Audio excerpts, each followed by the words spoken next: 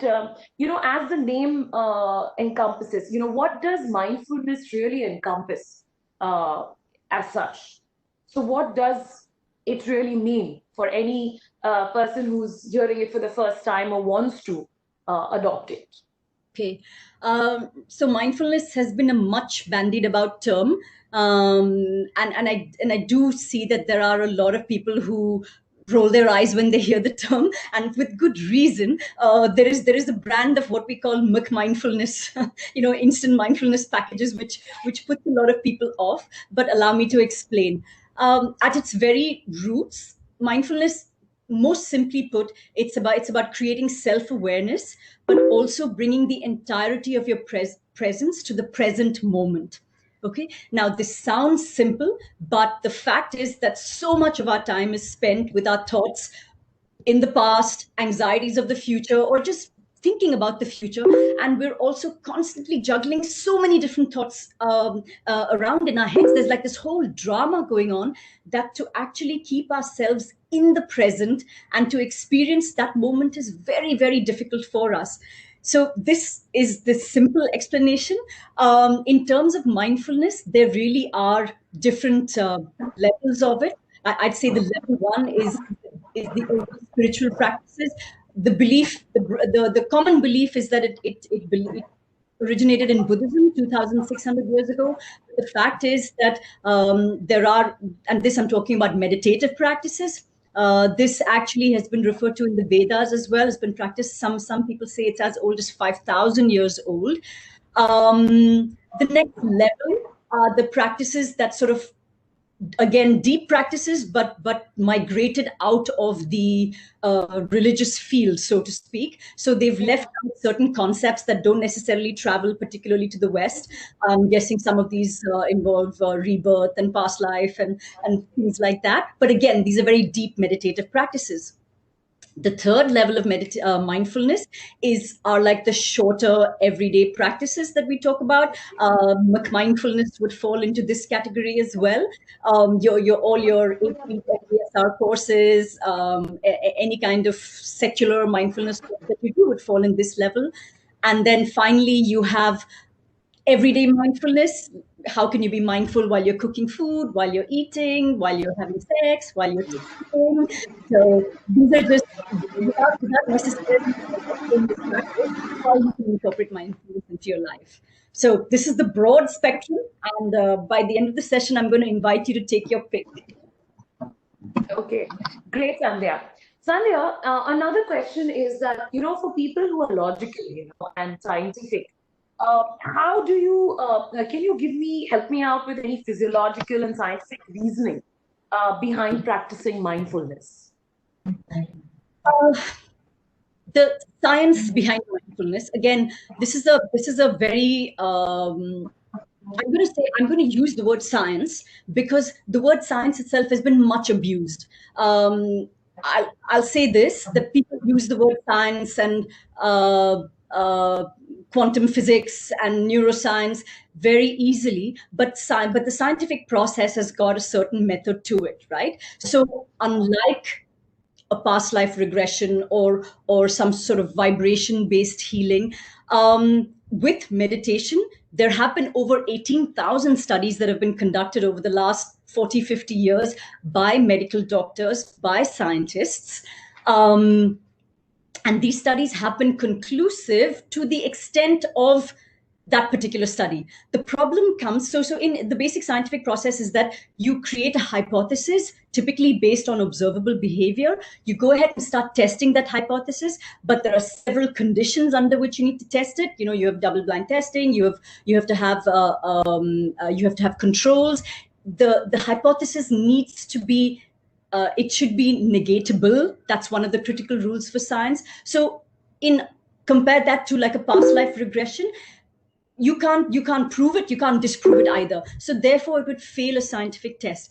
Compared to all of these parallel sort of alternative remedies, meditation has got a lot of scientific research behind it, but it is still not foolproof. Okay, so but the wonderful thing about science is that it is open to questioning and it continues to question itself. So two of the stalwarts or early researchers, Daniel Goleman and Richard Davidson, whose early work on, who were from Harvard Medical School, if I'm not mistaken, whose early work on meditation was considered path-breaking and was peer reviewed and was referenced more than 2,500 times.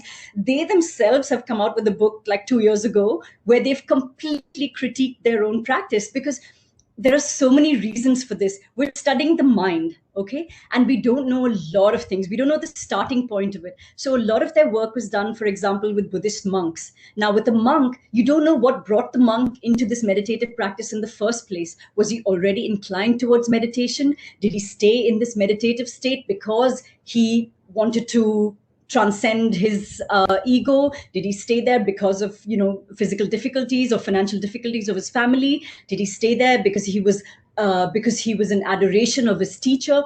All of these things make such a difference. And you and I can sit down to meditate, but you could be watching you could be on single thought or watching your breath. I could be watching a movie in my head.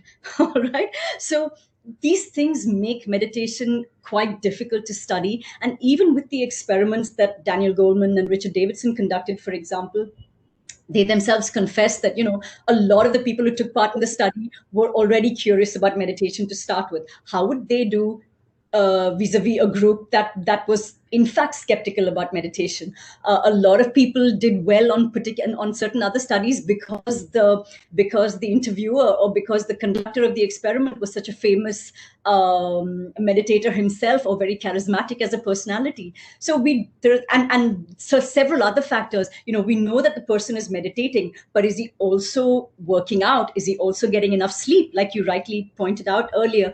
And we're finding that so many things impact studies that it's quite hard to sort of replicate them completely objectively. But the good news is that every day we have better and better tools to do this, better and stricter parameters with which to find these. And I think anybody that has gone into a meditative practice with however much skepticism, I raise my hand here, and has managed to stick with it, not necessarily even for very long, will be able to attest to its benefits. It's just that case studies and first person recounting accounts don't really stand up to the rigidity of the scientific experimentation process. So I don't know if that answers your question or makes it more complicated, but that is the truth of it. I think you're muted, Ruby. You're going to have to unmute yourself. I can't hear you. Still muted. Yes. Sandhya, another question that comes to my mind that, there are so many parallel tracks. You've got chanting, which is something similar. You've got, various gurus that, recommend different formats of meditation, except you have that subscribe, certain routines that kind of, connect and make you calmer and more at peace, etc. So where does meditation and how do you know which one's right for you,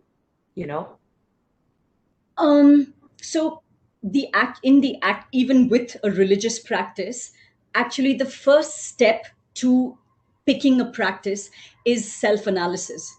Or you do that practice with the teacher to look at yourself, see what your personality is like before you pick a practice that's right for you. Unfortunately, what's happening today is that we're attracted to certain personalities, and then we sort of just follow the practice blindly. And it's great while we still have the influence of that teacher with us.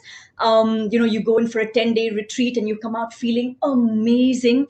But again, the studies show consistently that the only time you see relatively permanent results is if you're able to keep up a practice. And if you're doing it just because you're attracted to a particular teacher, it's not a good enough why. If you don't have, unless you're going to go live in the ashram and be surrounded by the teacher, it becomes that much harder. So I think knowing your why, knowing what your personality is like, for people like me, for example, I mean, I want answers to questions, right? There are a lot of teachers today, a lot of these charismatic teachers as well, who begin by speaking a language that sounds scientific, that sounds rational, and they draw us in, and then later we find that there's certain mysticism involved. I've been in a workshop where the guru was trying to take an alien out of the body of uh, a bhakt, a follower. In certain in another practice that I was in, a person went into, we had like a very frantic meditative practice, breath meditation, and the person went into a kind of fits and a kind of euphoric trance, and could get lots of smells, and immediately the teacher said, oh, the Guruji has entered her body, and that she's not fainted, she's absolutely fine. But the fact is that it's when you over oxygenate your brain, there is the possibility that you will have convulsions, there is the possibility that you will enter a trance like state, there is a possibility you'll start hallucinating. So when you have these sort of metaphysical explanations for it, for a lot of people this becomes like a turn off. I mean, you're basically being given a drink and said, drink this and trust me and follow. And if you are the kind of person who does not want to question too much and really is attracted to a teacher, then by all means do that. But do know that it comes at all times, the buck must stop with you, because we also hear so many horror stories, right? One is that, could this practice even be right for you? And two, could your guru teacher have feet of clay, and you've handed your belief, and you've handed your judgment, you've handed your thinking over to this other person on a platter. You owe it to yourself. In fact, in Hindu philosophy, one of the biggest obligations of the guru is to not create an attachment to himself or herself. And in the list of sins, one of the biggest attachments, I won't use the word sins, you can have is actually an attachment to your spiritual practice, because that is an extremely powerful attachment. It brings with it a lot of joy, a lot of peace, but it also completely makes you blind. And we see that every day with the kind of conversations that we have in the world around us today. So I think keeping that awareness with yourself at all times, and keeping the responsibility of your own thinking and your own judgment with yourself, is critical in picking a practice.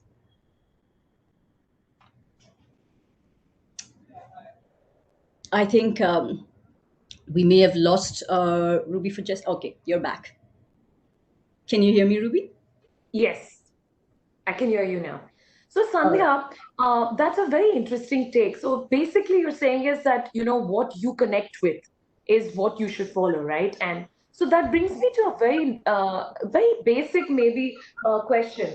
But what is the meaning of mindfulness? And I also saw on chat that's come from somebody in the audience, that what exactly does mindfulness really mean? Is it the same as meditation?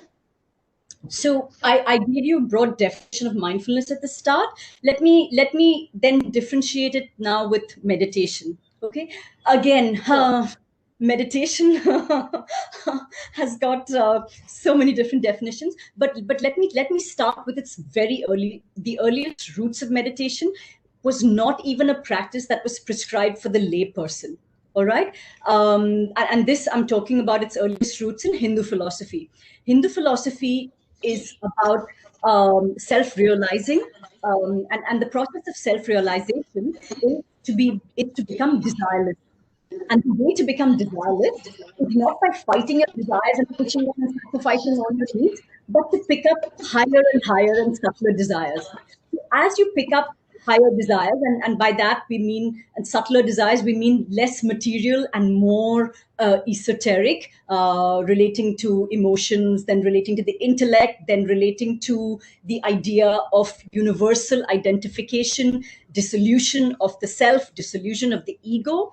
As you pick up higher and higher ideas, the number of desires that you have will simply drop away. It's like not like you have to fight it, or that somewhere along the way they get fulfilled as well. So it's like, if I was truly on a path of self-realization, and I love shoes, for example, and now I have picked up a desire saying that, I now really want to self-realize, two things could happen. One is that desire that I had for shoes could simply drop away. It's like giving me a toy that I had when I was 5 years old. I'm like, yeah, it's cute, but I don't need it. I'm not going to fight anybody if I don't get it.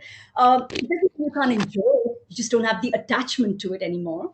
And the second aspect, the second option is that in this, I like with me, for example, I am required to show up presentably, so I do wear nice clothes. I do end up wearing nice shoes. In fact, even for this webinar, I'm wearing nice shoes because it brings the presence, it brings the entirety of my presence to you. And it's what I'd like to honor you with. So there you go. That was one desire that got fulfilled, right? So jokes apart, when you've reached the point of a single desire, how do you drop that last desire? That is what historically mindfulness was used for. It's that what else do you have nothing else to hold on to, because the next is the dissolution of the last desire. And when you meditated, that's where that last desire dissolved. Now, in other traditions and sort of more in terms of, and with transcendental meditation, which is a term that you would have heard. Yes. The ultimate aim still is nirvana. It still is the dissolution of the ego, the dissolution of the self, which, by the way, are concepts that neuroscience is toying with today. If you're interested, I'll give you a reference to a book. There's some latest research has shown up on this, how the dissolution of the self could actually bring about tremendous levels of peace and joy, focus, productivity. By the way, the dissolution of the self also happens with hallucinogens. So consider this drug-free drugs, side effect-free drugs. This is what the sort of more modern understanding of meditation is, a process of going beyond and above your petty self, which in turn brings the peace and calm. You're not meditating for peace and calm. It's bringing focus, it's bringing concentration, it's bringing dissolution of the ego. So mindfulness is a broader term. Meditation is a practice within that to reach it. Like I said, mindfulness encompassed all of those, the range of practices, including your everyday activities. Arguably, you can meditate in different ways, but typically the meditative practice is for this purpose. Does that help? Okay. In fact, this is one of the participants has asked this question, and that is something that always plays in my mind also, is that I've tried meditating, but there are a lot of thoughts that keep coming up, and the distractions are just plenty. So how do you manage? Is there any way in which, is there any trick or a hack in which you can start off with, and kind of hold and control your thought on those while you're meditating? Okay. Short answer, you cannot hold or control your thoughts. And the less you try to do that, the more success you'll have with meditation. So controlling your thoughts is like pressing down on a spring. All right. You're just saying, you know what, don't, just go away. I don't want to, I can do this, I can do this. And this is often what happens in in these intense meditation retreats where you sit for 10 hours in a day, and you just say, you're just told to focus on one single thought. What happens the minute, two things could happen with that. One is that you come back into everyday life, or you come out of your meditative practice, and what happens to that spring once you take the pressure off it? It just springs right back up, right? And sometimes with a lot more force, taking you by surprise.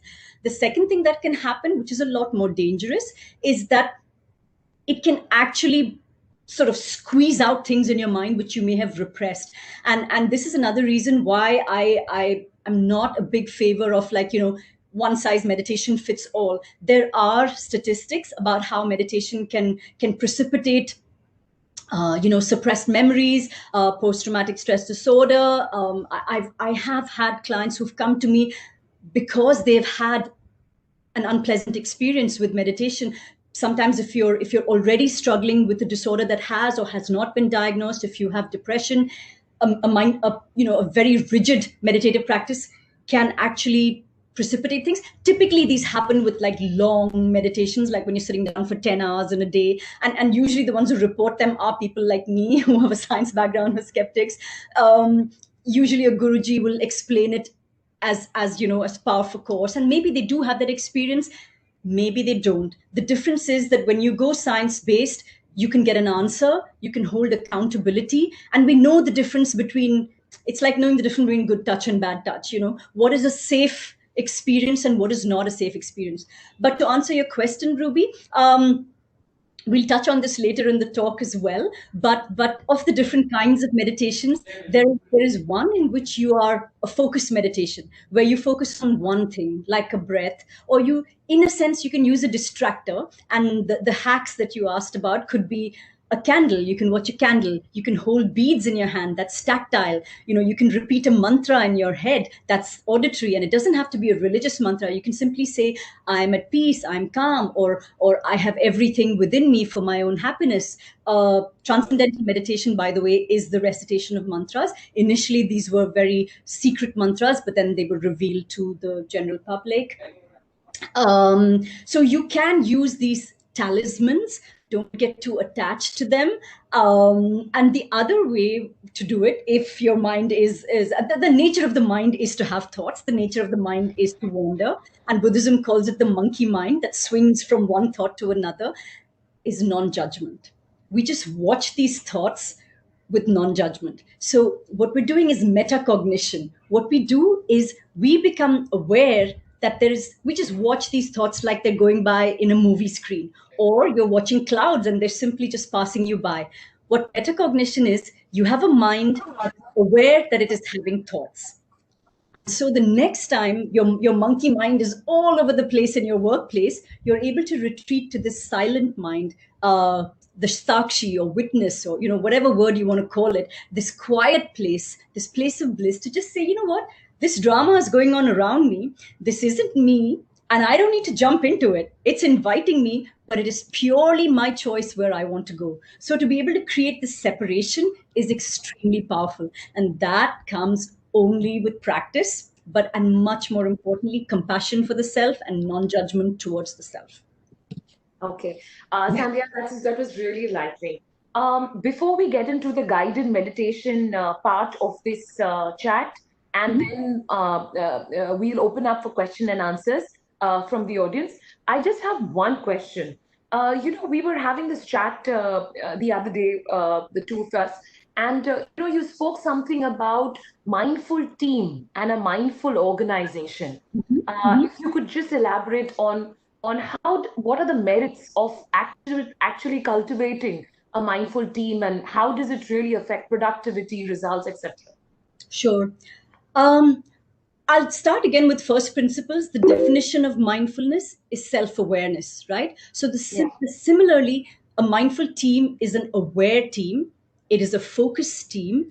It is a calm team.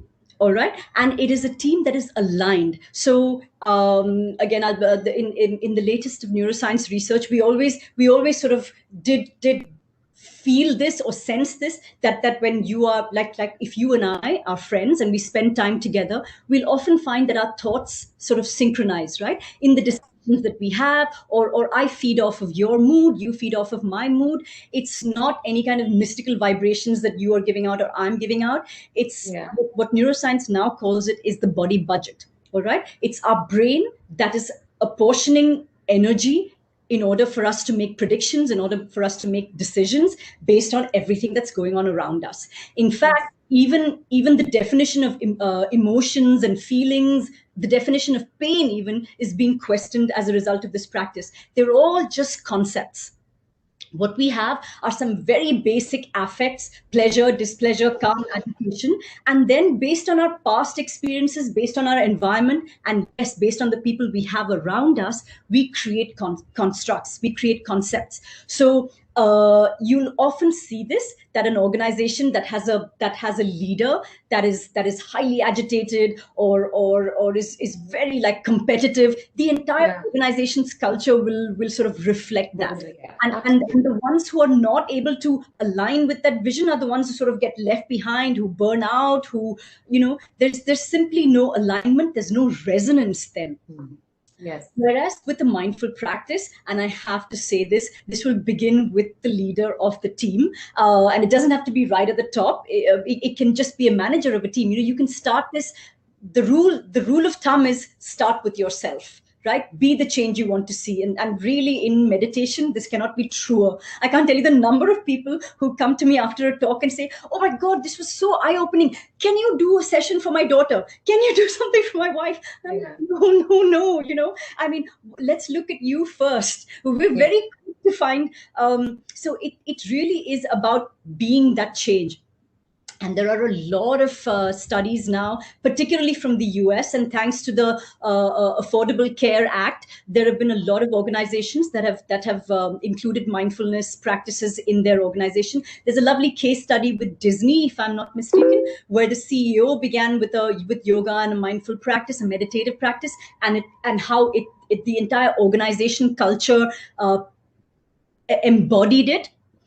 To me, it's aligning vision. I mean, the sort of real benefits are huge. You can see that in multiple articles.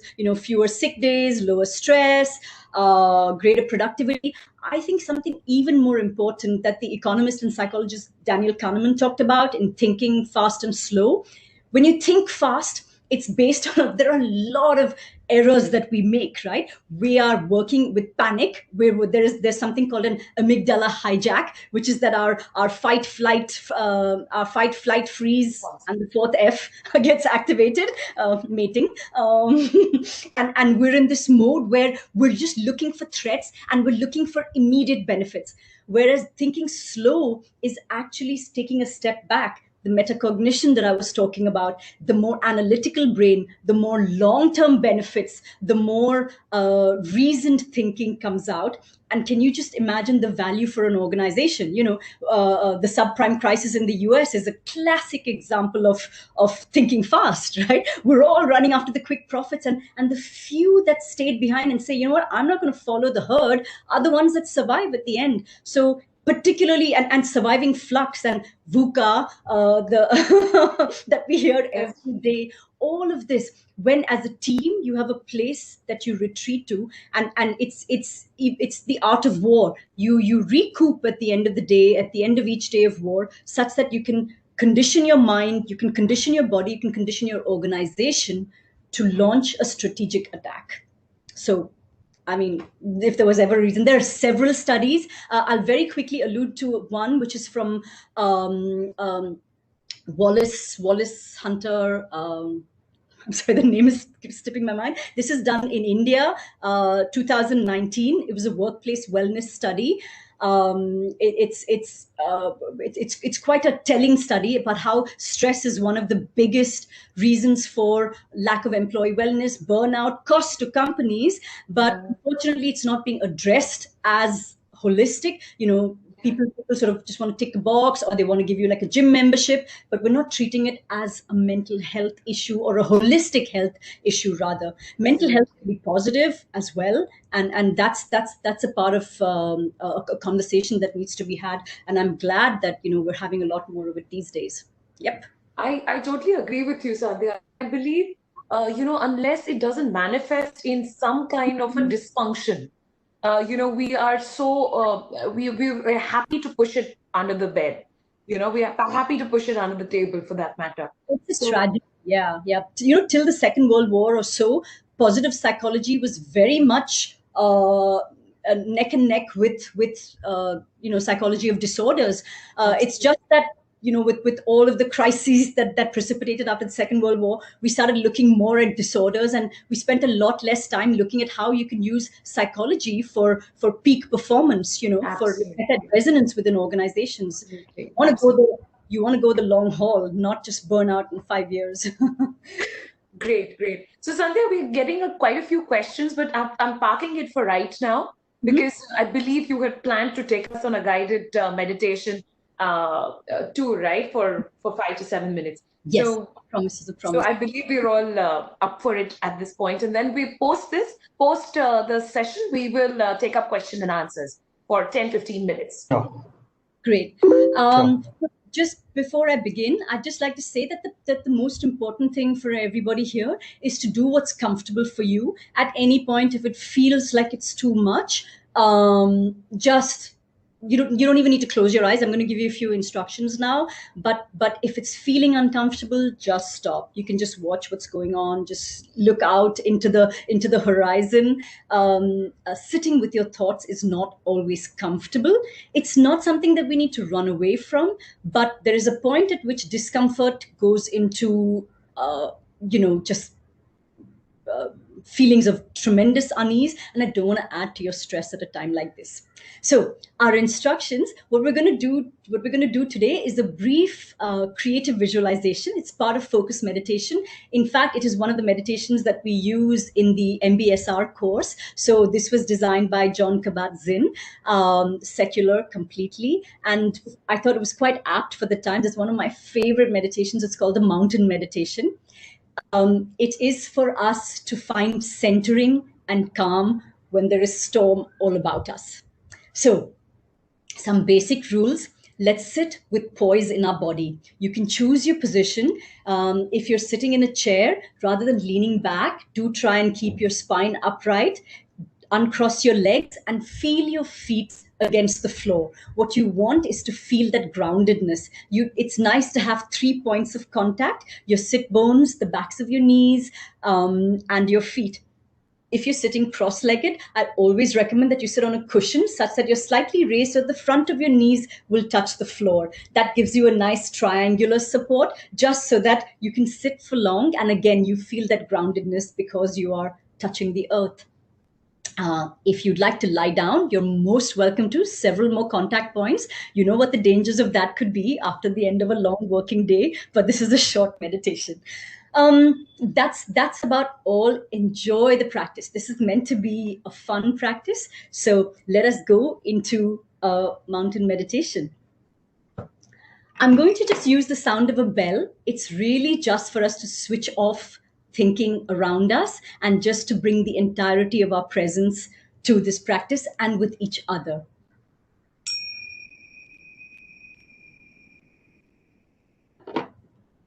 The mountain meditation. Sit in a comfortable posture with your eyes closed or gently open, looking just a few feet in front of you. Let's take a deep breath and just let out everything that's on our minds right now. The worries of the day, our anxieties, our tiredness. Let's come back to ourselves and let's enjoy this practice together. As you sit tall, feel an invisible thread at the top of your head, just pulling you up that little bit. When we straighten our spines, roll our shoulders back, we're opening up our lungs, and we can fill our lungs with breath. For the rest of the day, we're simply sipping our breaths. Is it any wonder that we feel tired? Take a full deep breath and let it all out.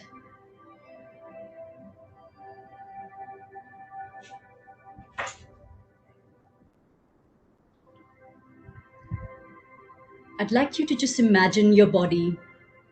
Take a look at yourself from the outside.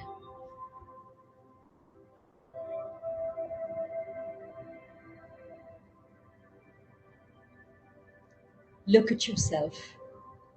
Really look at yourself.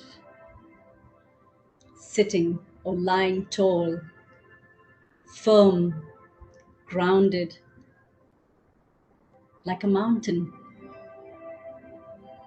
You are the mountain. Your head is the peak. Your shoulders are the hills, the sides, the slopes of the mountain. Your feet is the base of the mountain, going deep into the earth, grounded, immovable.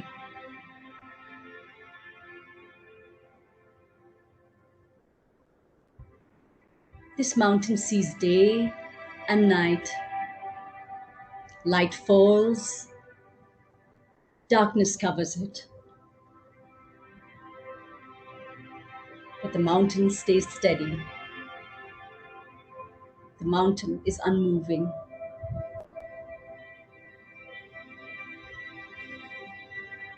Stormy clouds can gather. Emotions, tumult, strife.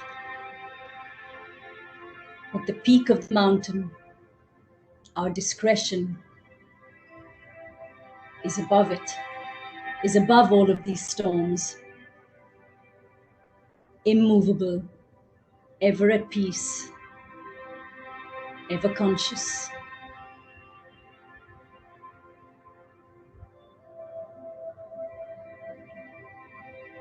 As mountain, we see seasons. The monsoon has just hit us. And we watch as the clouds thunder, lightning strikes, rain pours down, and rivers flow down our sides. But nothing touches mountain. We watch as the weather turns, as the leaves turn brown and fall on us, mountain. We stay ever calm. The cold winter brings snow.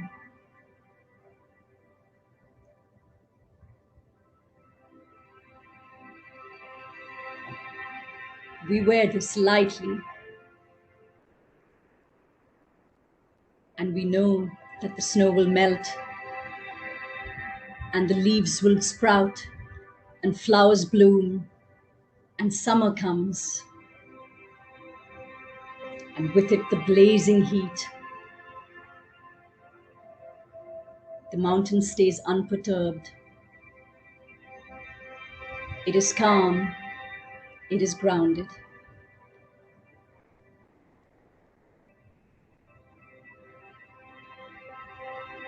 Take a few breaths in silence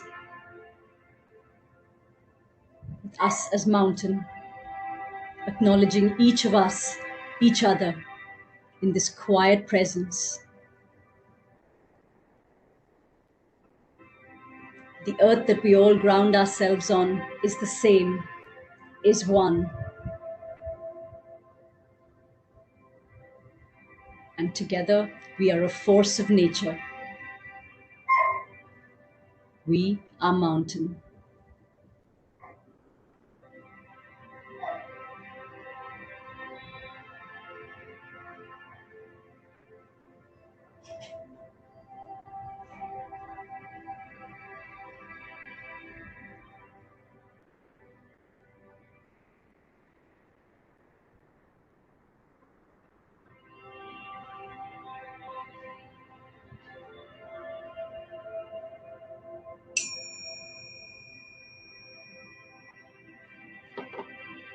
Whenever you're ready,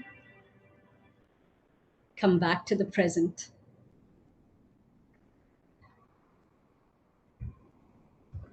How's everyone feeling?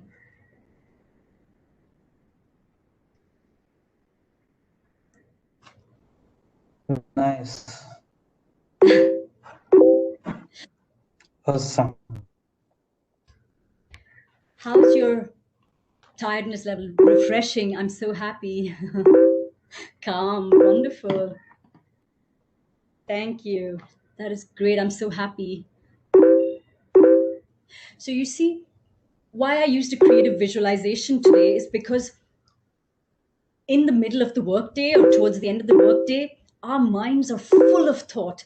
To suddenly tell ourselves now go to one thought is a very tall ask of our minds. Like I said, we have a body budget.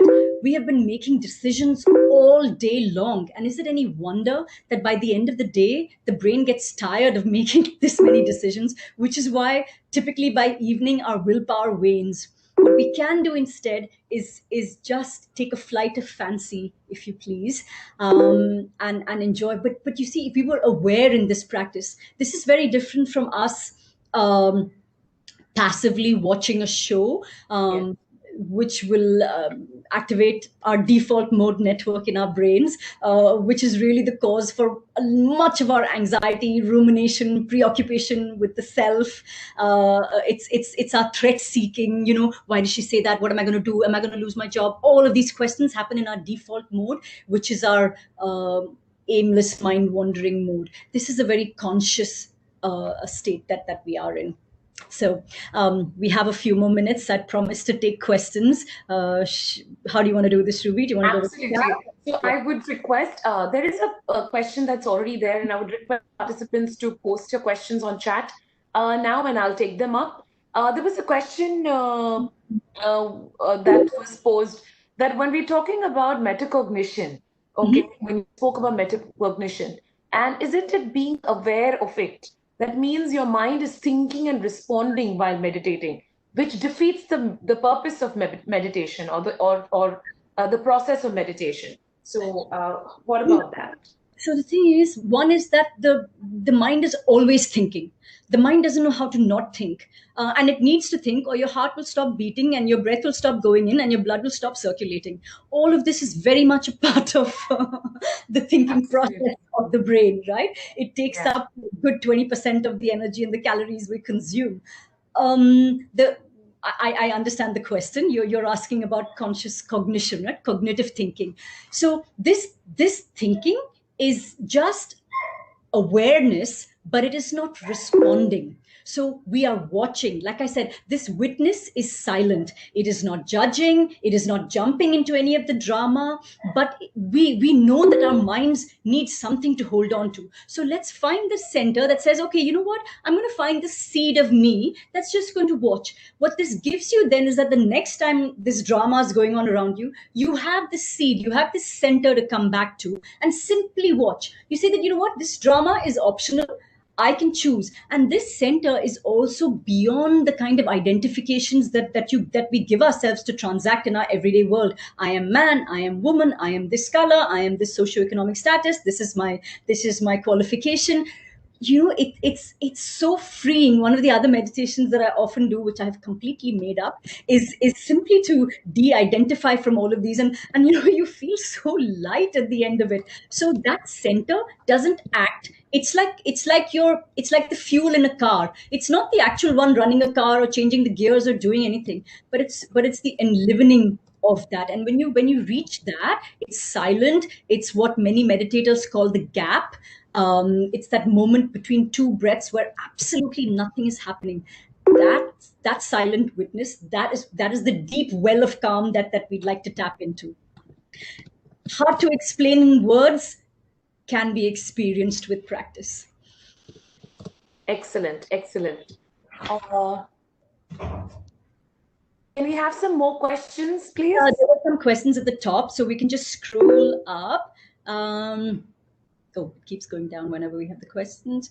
Mindfulness and meditation. Okay, we did this one. How do you relate the neuroscience to mindfulness and meditation? So again, if you're interested in reading, there are several articles. Again, be careful.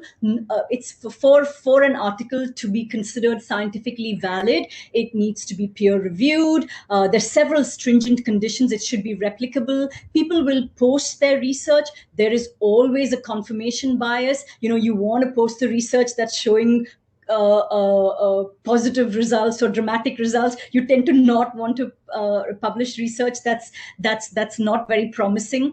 But there are several meta-analyses, meta-studies. If there's a book that you'd like to look at, I'd recommend Altered Traits by Daniel Goleman and Richard Davidson that I referred to earlier.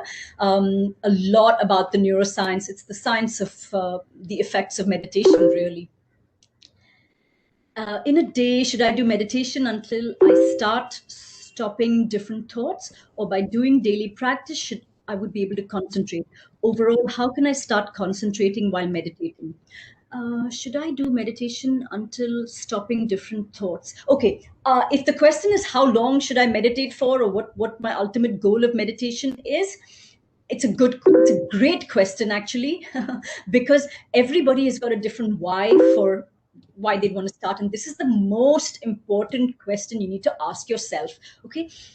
But once you've got that goal, your goal could simply be, I want to shout at my kids less. Or like in the case of Ruby's client, I want to be understood by my team better, or I want to communicate better with my team. Now that's your goal. After that, you're going to put that aside and just say, you know what, now I'm just going to commit to the practice. And if you're going to be sitting in the present, if you're thinking about your goal in the future, it's like you've already gone ahead. You just need to sit with the present and learn to practice that. So in answer to what should be the ultimate goal of a particular session has to have no goal. Once you've picked the path, just enjoy the process. Did I say that we have to end with this 10-minute meditation with anything amazing? I just asked you, it was going to be different for each of you, and it will be different for you at the end of every practice. I feel different at the end of every day. And there are some days in which I have a complete movie going on in my head as well. We fail regularly. There is no judgment about it. We fail forward, and that's the fun part about it. Meditation is just a journey. It's just practice. How can I start? Yeah, go ahead. Okay, so there is a question. So say, suppose if I'm a beginner, what are the few 4 to 5 tips that you would give me to start meditating and to set my path on this journey of mindfulness? All right. We already talked about the why.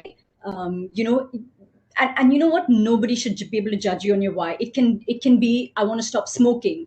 I want to be more calm. I want less stress. I want to sleep better. I want to self-realize. Go ahead, pick your goal. Let them be as audacious as you like. They're your goals. Then the standard rules for habit building. Start small. Don't for a daily practice, your big goal can be audacious, but you break it down into smaller. So you literally ask yourself, what kind of practice is there a guru who I like? Is there somebody I'm curious about? Am I more science-based? Do I need a teacher? Can I do this? Am I self-motivated? Do I not want somebody to tell me something? Do I like silence? Do I like music? Do I like guided meditation? Try everything. There's like a whole smorgasbord out there. There are so many apps that you can use. See what suits you. The thumb rule is simple. Rather than doing like one big retreat in a year of 10 days or whatever, 10 minutes a day. If you start off 2 minutes or 4 minutes a day, but doing it every day will count a lot more towards change in behavior, change in your personality than one big meditative practice once a year. Okay. So if you've got that covered, then feel free to do an extremely flawed practice every day. I've told one of my clients who simply, like yours, could not sit down. I said, look, start with teeth brushing. When we are brushing our teeth for 2 minutes, which is for how long we need to brush our teeth, our mind is wandering because then we fall into default mode. It's autopilot. If you can bring consciousness to just that act of 2 minutes, that's already your mindful practice for the day. I do know that it's time for some people to drop off. So go ahead, Ruby. However, I think it's time. If there are no more questions from the audience, I think I'd really like to thank you, Sandhya. It was personally a very, very interesting and insightful session. Are we getting the recording? Somebody's asked, yes, we shall send you the recording of this session. And I do believe someone's posted the link to the book as well. Somebody's asked, how much time should I meditate? What should be... Like I said, this depends on your personality. What's far more important is to allocate that time, right? So don't just, it's like saying, I'm going to start running. The first question I'll ask you is why you want to start running. What time of day you're going to start running? What are you going to do to prep for that? Are you going to have a trigger? As soon as I finish brushing my teeth is my trigger to sit down. Far more important than how long, I'd say you need to figure out the how of the actual practice. Am I going to sit with music? Am I going to lie down? Am I going to do a body scan for 5 minutes? If I missed it in the morning, what am I going to do? I most often meditate in the middle of the day because I start my morning very early and I like to jump into work. By 1:30, I'm physically exhausted because I've also worked out. I know I'm not the kind of person who can nap or anything like that. I will just meditate for 20 minutes. I still only meditate 20 minutes a day, if you're asking me that. But 2 minutes, 4 minutes, 10 minutes, start seeing very tangible results, even 4 days down the line. I can't say this rule for everybody. Your starting point really does matter. But typically, you will start seeing change within a few weeks. Definitely 8 weeks of a practice, people do start showing pause. And very often, what happens is we don't see the passing by of something undesirable. We're especially for those of us that want to improve constantly, we always feel like, oh my God, I'm still only here. But we don't realize that, my God, there was this instance where I would have reacted in the past and I didn't react. How did that happen? You'll get to a point where you'll first start noticing right after the event, oh, I shouldn't have reacted like that. Then you get to the point where during the event, you're aware that, oh, I'm getting triggered, I'm reacting, I'm out of control, and you're able to pull yourself back. And then you'll be able to do it just before you have that explosion or before you have that temper outburst or whatever it is. That's how it happens. It happens in small steps. So 2 minutes, 4 minutes, 10 minutes, all great times. 2 times a day, you can also do 4 times a day, just 5 minutes before, 10 minutes before starting a meeting. If you can get, or even just 10 counted breaths, count in, out, 10 times before you go in for any kind of presentation or meeting has tangible benefits. There are studies that show that. So do with that what you can. I think a lot of people do practice that. It's like an energizer, no? Meditation is like, it's a refuel. It refuels your tank. So it just helps you to cope with the stress that it brings in with a lot more energy, I believe. In the moment. It only is available to you to tap if you have the practice. So all of the neuroscience, particularly you'll see in altered traits, it's that unless you have a regular practice, you will not be able to tap and call on these resources for very long after the meditation. You'll feel great right after. And then you don't do anything for 3 days. It's all right. I'm just saying after those 3 days, please start again. Do know that these benefits will not last if there is no continued practice. Great. Sandhya, I'm going to end the session with a poll. And participants have just started this poll. Can you please respond to just one question, and how do you feel? Whether this workshop or this webinar or this chat has really helped you, and in what way? We'd really like to know.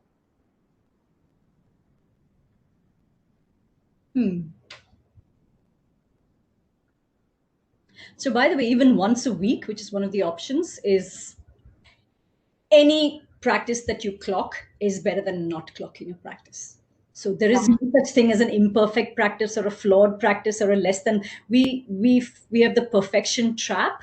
It is important, especially in meditation, to be in non-judgment of ourselves, of our practice. Lovely. I'm to see what we get as a result of this. So we just.